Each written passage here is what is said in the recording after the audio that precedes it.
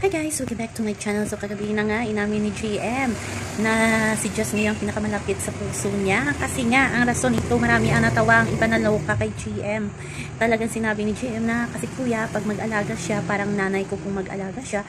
At isa pa kuya, kahulma talaga. Sa physical talaga, kahulma talaga ang muka ng nanay ko. So kamukha talaga daw ni Jess ang nanay ni GMC. Siguro na-miss talaga ni GMC, nanay niya, si Mami Ella. Kaya talagang nakikita niya si Jess sa nanay niya.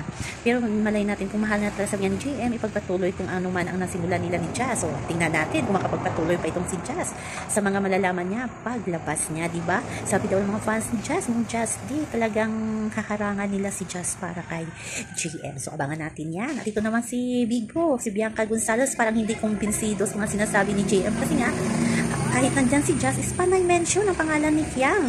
Kasi nga, in-explain niya din na si Fiang talagang platonic friendship lang daw sa kanila ni Fiang. Nakikita niya si Fiang bilang isang kaibigan kasi yung ugali niya ni Fiang ay parang tulad ng kanyang mga kabarkada. Pero maya-maya, Fiang ng Fiang itong si James. So, abangan natin. Exciting, di ba?